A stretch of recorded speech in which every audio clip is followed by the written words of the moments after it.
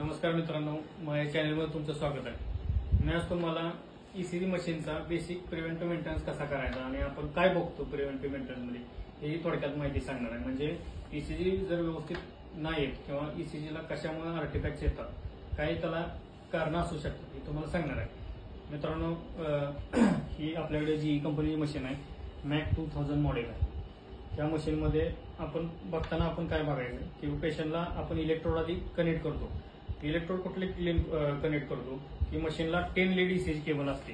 त्या 10 लीड मध्ये हे 6 1 to 6 V1 to V6 हे सक्शन इलेक्ट्रोड असतात। त्याला चेस्ट इलेक्ट्रोड पण म्हटलं जातं।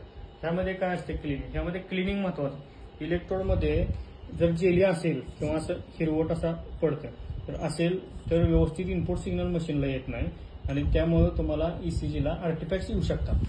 मग त्यामध्ये तुम्हाला काय हे सक्शन इलेक्ट्रोड क्लीन पाहिजे आणि हे 4 क्रॅम्प इलेक्ट्रोड असतात, क्लिप इलेक्ट्रोड म्हणतात त्याला, लिंब इलेक्ट्रोड पण म्हटलं जातं। मग ही 2 हाताला आणि 2 पायाला मग त्याप्रमाणे हे जे कनेक्शन असतं ह्याच्या जे क्लॅम्प आहे हे क्लीन असावे जेणेकरून मशीनला आर्टिफॅक्ट्स येणार नाही, म्हणजे इनपुट सिग्नल व्यवस्थित येईल आणि त्यामुळे मशीन आउटपुट व्यवस्थित येईल। हे झालं बेसिक। मशीनची केबल ही मशीनच्या कनेक्टरला व्यवस्थित कनेक्ट असावी, कारण की कधी कधी काय होतं ही जर व्यवस्थित मशीन कनेक्टर कनेक्ट नसेल तरी पण मशीनला ईसीजी व्यवस्थित येणार नाही। मशीनला पॉवर सप्लायचं कनेक्शन इथं माग आहे, हे आपण नेहमी मशीन यूपीएसलाच कनेक्ट करावी जेणेकरून मशीनला इलेक्ट्रिकल इंटरफरन्स यायचे चान्सेस कमी असतात। म्हणजे रॉला जर जोडली तुम्ही तर रॉ थ्रू येणारे जे इलेक्ट्रिकल इंटरफरन्स आहेत ते तुमच्या ईसीजी पेपरवरती रिफ्लेक्ट होतात आणि त्यामुळे बेसलाईन व्यवस्थित येत नाही, त्यामुळे ईसीजी हा रिझल्ट चुकतो।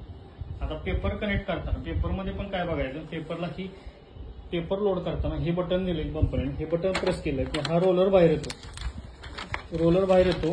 पेपर लोड करताना असा इन्सर्ट करायचा जेणेकरून हा काळा डॉट मशीनच्या ह्या बाजूला आला पाहिजे, जेणेकरून इथं सेन्सर आहे, या सेन्सरला हा डॉट डिटेक्ट होतो आणि पेपर चालू झाला सॅम्पल ही मशीनला समजतं। आणि मशीन नेहमी क्लीन आणि नीट नेटकी असावी जेणेकरून बाबा युजर आलाय किंवा पेशंट आहे त्यांना मशीनकडे बघून व्यवस्थित वाटलं पाहिजे।